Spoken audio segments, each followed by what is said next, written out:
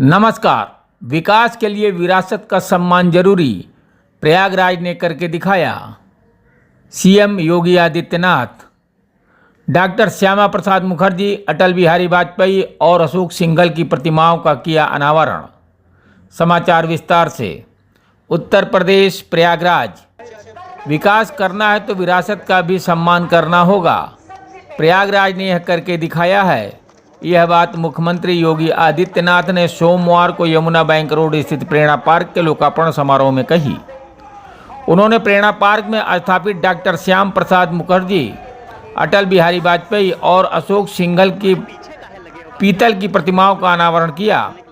Doctor Shyama Prasad Mukherjee को उनकी जयंती पर श्रद्धांजलि दी। कहा कि भारतीय राजनीति की एक ऐसी महान विभूति के जन्म के 125 साल पूरे हो रहे हैं, जिनका पूरा जीवन देश की एकता और अखंडता के लिए समर्पित रहा। मुख्यमंत्री ने स्मरण सुनाया कि डॉक्टर श्यामा प्रसाद मुखर्जी हिंदू संगठन की ओर से पूर्व प्रधानमंत्री जवाहरलाल नेहरू के मंत्रिमंडल में खाद्य एवं उद्योग मंत्री बने थे।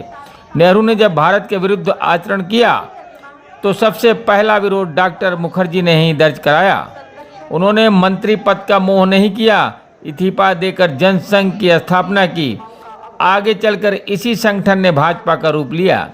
कांग्रेस और अन्य दल कश्मीर के लिए अलग कानून चाहते थे, लेकिन उनके मंसूबों को धराशायी करते हुए डॉक्टर मुखर्जी के संकल्प को पूरा करने का काम नरेंद्र मोदी ने किया। डॉक्टर मुखर्जी ने जिस बंगाल को पाकिस्तान में शामिल होने से रोकने के लिए पूरा जोर लगा दिया, आज वहां कमल खिला है। यह कमल सत्ता का ही नहीं, बल्कि समृद्धि, सुरक्षा, सुशासन का भी प्रतीक है। यहाँ स्थापित विभूतियों की प्रतिमाओं से युवाओं को हमेशा प्रेरणा मिलती रहेगी। मुख्यमंत्री ने कहा कि भारत में राजनीतिक स्थिरता कैसी होनी चाहिए, इसका मॉडल पूर्व प्रधानमंत्री अटल बिहारी वाजपेयी ने प्रस्तुत किया था। वहीं सीएम ने एकता नौका रेस को हरी झंडी दिखाई। सीएम ने कहा कि भारत को आत्मा सनातन धर्म में बसती है। श्री राम भारत की आत्मा के सूत्र हैं। राम मंदिर की स्थापना में सबसे महत्वपूर्ण भूमिका अशोक सिंघल की रही है। अयोध्या में स्थापित मंदिर अशोक सिंघल की परिकल्पना का ही आधार है। राम मंदिर का निर्माण देश का सबसे बड़ा सांस्कृतिक आंदोलन रहा। 80 के मध्य से 90 के दशक तक एक ही नारा गूंजता था, राम लला हम आएंगे, मंदिर वहीं बनाएंगे। इस प्रकार के नारे लगाकर युवाओं ने अशोक सिंघल के नेतृत्व में एक नया शंखनाद किया था। पहली बार गंगा पर बनेगा 1000 करोड़ का पुल। सीएम ने कहा कि प्रयागराज में डॉक्टर राजेंद्र प्रसाद के नाम से यूनिवर्सिटी बन रही है। यहाँ गंगा पर पुल के लिए पहली बार 1000 करोड़ रुपए खर्च हो रहे हैं। वह महापौर और उनकी टीम का अभिनंदन करते हैं। आशीर्वचनों के लिए निवेदन करती हूँ। सियावर रामचंद्र भगवान की, सियावर रामचंद्र भगवान की, पवन सुत हनुमान की, पवन सुत हनुमान की, प्रयागराज भगवान की, गंगा मैया की, यमुना मैया की, सरस्वती मैया की। नमः पार्वती पतिये हर हर।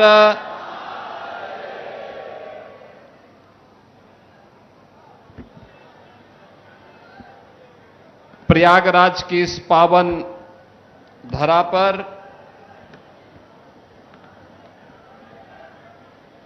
मां यमुना के इस पावन तट पर भारत की 3 महान विभूतियों के इन भव्य प्रतिमाओं के अनावरण कार्यक्रम में समारोह में मेरे साथ उपस्थित उत्तर प्रदेश सरकार में मंत्रिमंडल के मेरे वरिष्ठ सहयोगी, इसी प्रयागराज के धरा के सपूत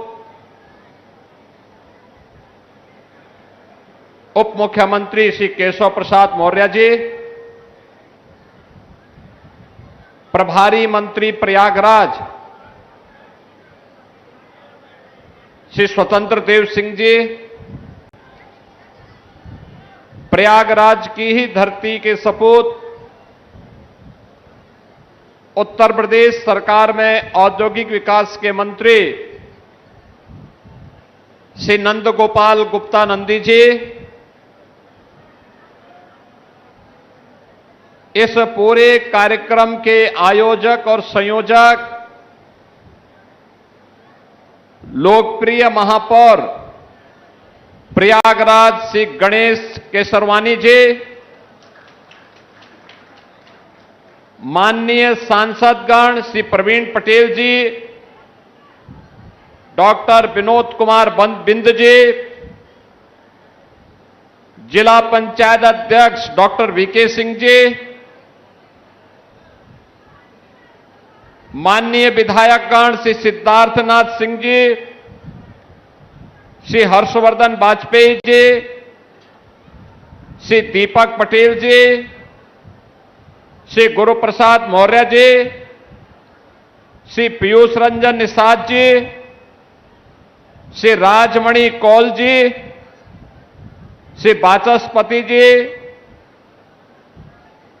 विधायक और भारतीय जनता पार्टी की नवनियुक्त उपाध्यक्ष श्रीमती पूजा पाल जी, विधान परिषद के सदस्यगण श्री सुरेंद्र चौधरी जी, doctor KP Srivastava ji,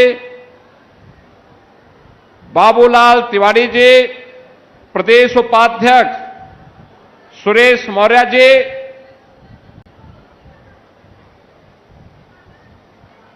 doctor Kritika Agarwal जी,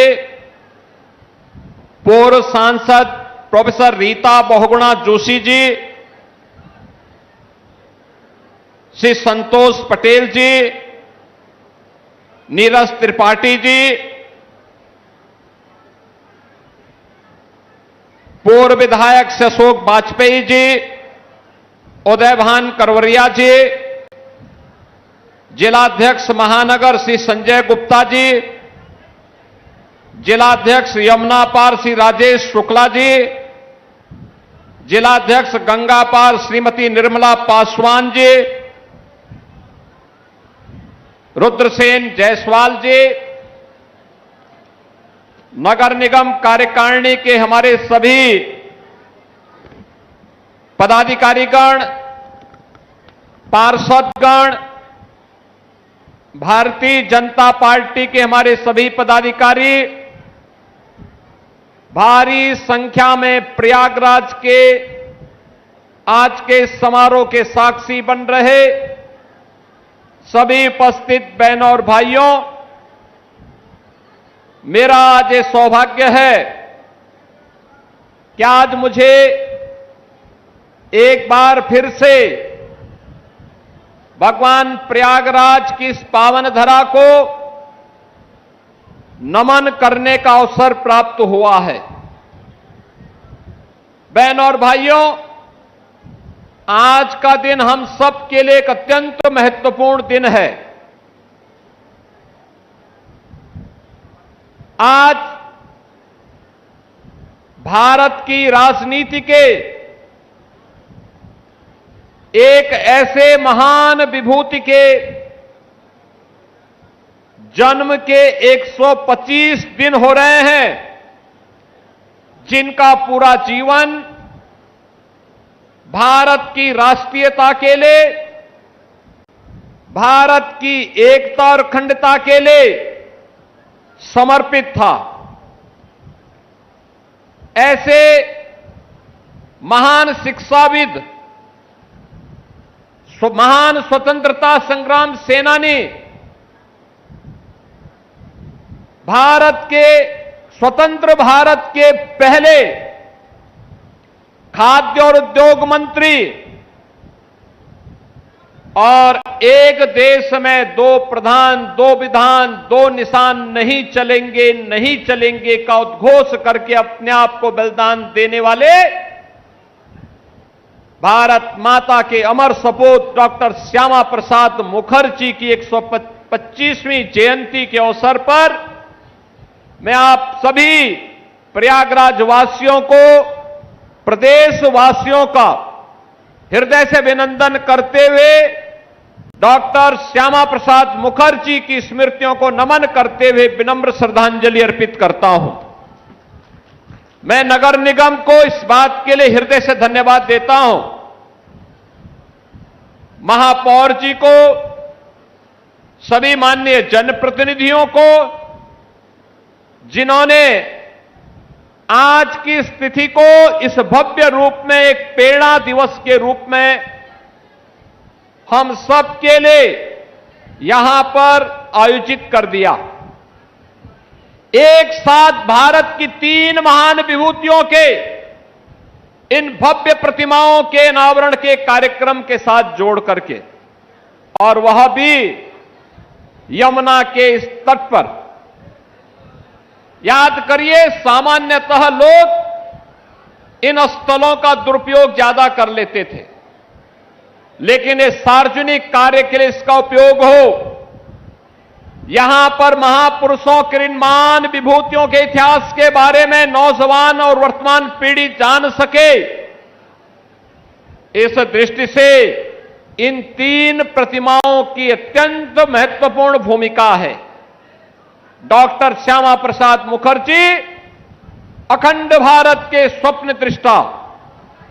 याद करिए, जब अंग्रेजों ने बंगाल को, पूरे बंगाल को पाकिस्तान में देने की साजिश रची, तो बहनों और भाइयों, उसके खिलाफ जो आवाज मुखर हुई थी, वह आवाज कोई और नहीं थी, यही आवाज थी जिनकी प्रतिमा का अनावरण आज यहां पर हो रहा है। डॉक्टर श्यामा प्रसाद मुखर्जी ने उस समय शंखनाद किया था, और बंगाल को, पूरे बंगाल को हम पाकिस्तान का हिस्सा नहीं बनने देंगे।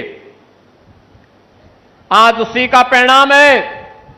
ये सुखद अनुभूति का क्षण है कि जब हम 125वीं जयंती के कार्यक्रम के साक्षी बन रहे हैं, तब उस बंगाल में भी भारतीय जनसंघ के नए रूप में भारतीय जनता पार्टी का कमल खिल रहा है। और बहनों भाइयों, ये कमल केवल सत्ता का नहीं, बल्कि ये कमल समृद्धि का है, सुशासन का है, सुरक्षा का है, और हर नागरिक के लिए, हर नौजवान के लिए, हर बहन और बेटी के लिए सुरक्षा की एक आश्वस्ति का कमल भी है।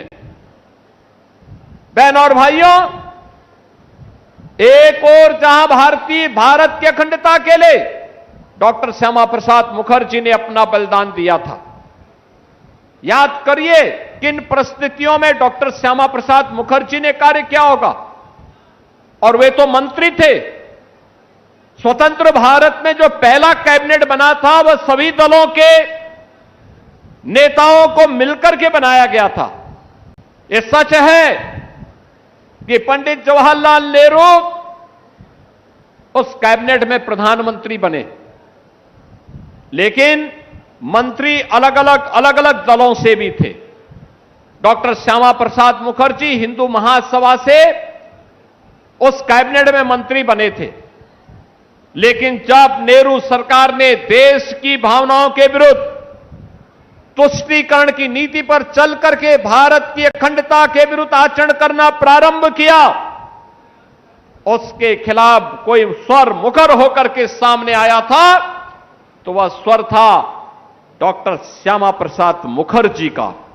देश के हित में भारत की अखंडता के लिए उन्होंने अपने पद से त्याग पत्र दिया, और उसके बाद भारतीय जनसंघ के संस्थापक अध्यक्ष बनकर के उन्होंने भारतीय जनता पार्टी की नींव उस समय रख दी थी। बहनों और भाइयों, डॉक्टर श्यामा प्रसाद मुखर्जी के इन सपनों को साकार करने का काम किया है आज के यशस्वी प्रधानमंत्री आदरणीय श्री नरेंद्र मोदी जी ने। आज कश्मीर में धारा 370 समाप्त हुई। प्रधानमंत्री मोदी जी के नेतृत्व में, उनके मार्गदर्शन में भारत के लोकप्रिय गृह मंत्री माननीय श्री अमित शाह जी ने कश्मीर में धारा 370 समाप्त करके कश्मीर को भारत के अंदर उसी प्रकार से समाहित कर दिया जैसे अन्य राज्य हैं। जो कांग्रेस, जो नेशनल कॉन्फ्रेंस कश्मीर के लिए अलग कानून चाहती थी, अलग संविधान चाहती थी, अलग निशान चाहती थी, उनके सपनों को धराशायी करते हुए आज डॉक्टर श्यामा प्रसाद मुखर्जी के सपने को साकार करने का कार्य प्रधानमंत्री जी के नेतृत्व में आज संभव हो पाया है। बहन और भाइयों, यही कृतज्ञता होती है अपने पूर्वजों के प्रति। जो उनका संकल्प है उस संकल्प को पूरा करना, और उस संकल्प को पूरा करने का कार्य आज के देश के यशस्वी प्रधानमंत्री आदरणीय नरेंद्र मोदी जी ने करके दिखाया है। मैं इस अवसर पर प्रधानमंत्री मोदी जी के प्रति आभार व्यक्त करते हुए डॉक्टर श्यामा प्रसाद मुखर्जी जी के श्री चरणों में नमन करता हूं। बहन और भाइयों, भारत के अंदर राजनीतिक स्थिरता और राजनीतिक शुचिता क्या होनी चाहिए, इसका मॉडल स्वतंत्र भारत में अगर किसी ने प्रस्तुत किया था और सरदेय अटल बिहारी वाजपेयी जी ने किया था। सरदेय अटल बिहारी वाजपेयी जी वह नाम है। भारत की राजनीति में 6 दशक तक सांसद के रूप में, मंत्री के रूप में, प्रधानमंत्री के रूप में उन्होंने काम किया, लेकिन उनके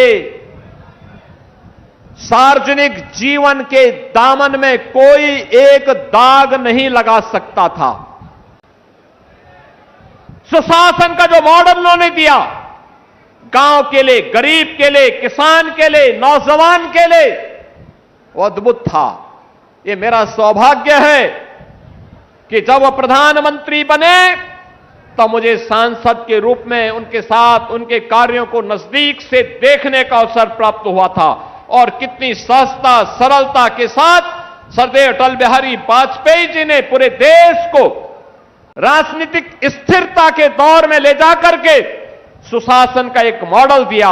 और मुझे अत्यंत आनंद की अनुभूति हुई कि आज यहां पे सरदेय अटल बिहारी वाजपेयी जी की इस भव्य प्रतिमा का भी अनावरण आज मुझे करने का अवसर प्राप्त हुआ है। बहन और भाइयों, ये जीवन राष्ट्र को समर्पित है।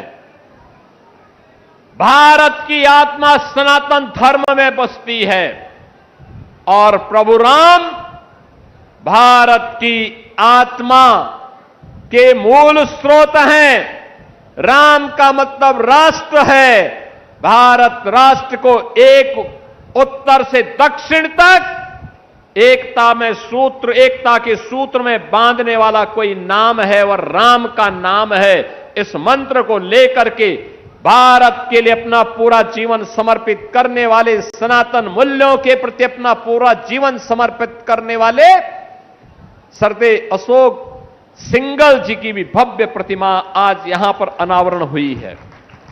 बहन और भाइयों, आज श्री राम जन्मभूमि पर भगवान राम का जो भव्य मंदिर हम देख रहे हैं, आज की जो अयोध्या हम देख रहे हैं, ये अयोध्या, ये भव्य मंदिर, ये सरदेय अशोक सिंघल जी की ही परिकल्पना का आधार है।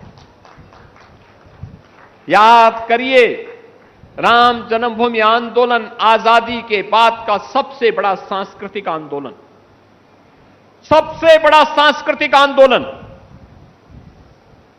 देश के सभी पूज्य संतों को एक मंच पर लाने का अभिनव कार्य, और फिर पूज्य संतों के साथ मिलकर के संघ परिवार की ताकत का इस्तेमाल करते हुए उस समय पूरे देश के अंदर एक ही नारा 1980 के मध्य से लेकर के 90 के दशक में एक ही नारा गूंजता था। जहां जाओ, उत्तर में, दक्षिण में, पूरब में, पश्चिम में, एक ही नारा हर व्यक्ति के मुंह से निकल पड़ा था। जाति का बंधन नहीं, क्षेत्र का बंधन नहीं, भाषा का बंधन नहीं, चारों ओर एक ही गूंज थी, राम लला हम आएंगे मंदिर वहीं बनाएंगे। राम लला, जो राम मंदिर के काम न आए वह जवानी बेकार है। इस प्रकार के नारे लगा लगा करके उस समय के युवाओं ने सरदेव अशोक सिंघल जी के नेतृत्व में देश के अंदर एक नया संघनाद किया था। बहन और भाइयों, सरदेव अशोक सिंघल जी स्वयं काशी हिंदू विश्वविद्यालय के इंजीनियरिंग स्नातक थे। वे चाहते तो अपना स्वयं का जीवन गुजर बसर करने के लिए कहीं भी उनको किसी बड़े प्रतिष्ठान में नौकरी मिल सकती थी, लेकिन नहीं, उन्होंने पूरा जीवन सनातन धर्म और भारत राष्ट्र के लिए समर्पित किया। ऐसे सरदेव अशोक सिंघल जी, जिन्होंने जीवन तो समर्पित किया ही, अपनी पैतृक संपत्ति भी गरीबों के लिए, वनवासियों के लिए, गिरवासियों के लिए समर्पित करके एक उदाहरण प्रस्तुत किया। ऐसे सरदेव अशोक सिंघल जी की दिव्य प्रतिमा का अनावरण आज हम सबको करने का अवसर प्राप्त हुआ है। मैं उनके श्री चरणों में, इन तीनों महान विभूतियों के श्री चरणों में नमन करता हूं। उन्हें विनम्र श्रद्धांजलि उत्तर प्रदेश वासियों की ओर से देता हूं। बहन और भाइयों, महापुरुषों के प्रति कृतज्ञता ज्ञापित करके हम सब आगे बढ़ने की एक नई प्रेरणा प्राप्त करते हैं, और इसी प्रेरणा के स्रोत ये महापुरुष हम सब के लिए हैं। और वही तो है जो प्रधानमंत्री मोदी जी का मंत्र है कि अगर विकास करना है हमें विरासत का सम्मान करना होगा। और विरासत का सम्मान कैसे करना है, ये प्रयागराज से ज्यादा कोई नहीं जानता। प्रयागराज ने तो करके दिखाया है। ये समता की भूमि है। जब भी देश के अंदर समता की बात होती है तो हम कहते हैं प्रयागराज जाओ और त्रिवेणी में डुबकी लगाओ। हर जाति, हर क्षेत्र, हर भाषा का व्यक्ति बिना भेदभाव के एक ही त्रिवेणी में स्नान करके उस समता का परिचय दे देता है। ये प्रयागराज, यहां पर इसकी अपनी पौराणिक महत्ता है। प्रयागराज के बारे में कहते हैं भगवान भारद्वाज ने स्वयं यहां साधना की थी। लंबे समय तक भगवान राम जब वन के लिए जा रहे थे तब भी, और जब वन से वापस आ रहे थे तब भी वे प्रयागराज में उतरे और पहले उन्होंने महर्षि भारद्वाज का दर्शन किया। महर्षि भारद्वाज की आज्ञा से वन में गए और 14 वर्ष के बाद जब वापस आए तो महर्षि भारद्वाज के चरणों को स्पर्श करके फिर अयोध्या की ओर प्रस्थान किया था। यह प्रयागराज की महत्ता है। और ये डबल इंजन सरकार को गौरव प्राप्त होता है कि प्रयागराज में महर्षि भारद्वाज की भव्य प्रतिमा और उनके पौराणिक मंदिर और आश्रम के पुनरुद्धार करने का कार्य कुंभ के दौरान, यह आयोजन इस डबल इंजन की भारतीय जनता पार्टी की सरकार को करने का अवसर प्राप्त हुआ। नागोबासुकी मंदिर हो, प्रयागराज के तीर्थों के पुनरुद्धार का कार्य हो, पातालपुरी का मंदिर हो, सरस्वती कोप के पुनरुद्धार का कार्य हो, अक्षय वट का मार्ग खोलने का कार्य हो, या भव्य और दिव्य कुंभ के आयोजन का अवसर हो, यह प्रयागराज की धरती ने करके दिखाया है। और मैं तो प्रयागराज वासियों के प्रति इसलिए भी हृदय से धन्यवाद करता हूं कि जब 2025 में गत वर्ष भव्य और दिव्य महाकुंभ हो रहा था तो 1 महीने तक देश और दुनिया के 66 करोड़ श्रद्धालु आए थे। प्रयागराज में जहां देखो वहां श्रद्धालुओं का तांता लगा रहता था, लेकिन प्रयागराज वासियों ने कभी भी कोई नकारात्मक स्वर नहीं उठाया। वे अभिभूत थे कि आयोजन हमारा है, दुनिया हमारे प्रयागराज में आ रही है। और प्रयागराज के महत्व को, प्रयागराज के इष्ट को प्रणाम करते हुए त्रिवेणी के इस पावन संगम में डुबकी लगा करके, आस्था की डुबकी लगा करके अभिभूत हो रहा है। ये प्रयागराज में ही संभव हो सकता है और प्रयागराज ने अद्भुत कार्य करके दिखाया है। आज के इस अवसर पर मैं हृदय से प्रयागराज वासियों को इसके लिए हृदय से धन्यवाद देता हूं। आज हमारा प्रयाग मजबूती के साथ आगे बढ़ रहा है। अब तो यहां पे डॉक्टर राजेंद्र प्रसाद जी के नाम पे नेशनल लॉ यूनिवर्सिटी का भी निर्माण हो रहा है। उसमें क्लासेस प्रारंभ हो चुकी हैं, भवन का निर्माण लगभग पूरा हो चुका है। विकास के लिए हम लोगों ने नए नए कार्यक्रम प्रारंभ किए हैं। गंगा जी में नया ब्रिज बनने जा रहा है। 1000 करोड़ का कोई ब्रिज उत्तर प्रदेश में पहली बार इतना पैसा हम लोगों ने एक ब्रिज के लिए दिया है और 4 लेन की बेहतरीन कनेक्टिविटी को आगे बढ़ा रहे हैं। आज इसके बाद फिर हम लोग थोड़ी देर में यहां के विकास के लिए कुछ और योजनाओं के बारे में चर्चा करने जा रहे हैं। आपने अच्छे जनप्रतिनिधि चुने हैं तो अच्छे परिणाम हम सबके सामने आएंगे ही आएंगे। और बहनों और भाइयों, मैं इस अवसर पर आप सभी को हृदय से धन्यवाद देता हूं। मैं अभिनंदन करूंगा महापौर जी और उनकी पूरी टीम का, जिन्होंने इन 3 महापुरुषों की इस भव्य प्रतिमा को डॉक्टर श्यामा प्रसाद मुखर्जी के 125वीं जयंती के अवसर पर आज अनावरण कराया। मैं मानता था कि नगर निगम छोटी छोटी प्रतिमाओं को स्थापित करवाएगा, पता नहीं कार्यक्रम कैसे होता है। यद्यपि यहां के नगर निगम ने महाकुंभ के दौरान शिवालिक पार्क का निर्माण करके एक नया मॉडल खड़ा किया था। वेस्ट टू वंडर का एक अद्भुत, वेस्ट टू वेल्थ का एक बेहतरीन उदाहरण प्रस्तुत किया था। और मुझे अच्छा लगा था उस दौरान कि जो शिवालिक पार्क बना, नगर निगम ने जमीन दी और पीपीपी मोड पर वे रिप्लिकाएं जितनी भी स्क्रैप थी सिटी की, उससे तैयार हुई 12 ज्योतिर्लिंग का और 6 अन्य ज्योतिर्लिंग का। बहनों और भाइयों, प्रयागराज महाकुंभ के दौरान इतने श्रद्धालु आए कि जितना उनका इन्वेस्टमेंट था उससे ज्यादा उनकी इनकम हो गई। इतने श्रद्धालु शिवालिक पार्क में गए थे। नौजवानों के मन में अपने ज्योतिर्लिंगों के बारे में, जो ज्योतिर्लिंग केवल ज्योतिर्लिंग नहीं, भगवान शिव के साक्षात एकता के आधार हैं, वह एक प्रस्तुतिकरण शिवालिक पार्क के रूप में नगर निगम ने महाकुंभ के दौरान दिया।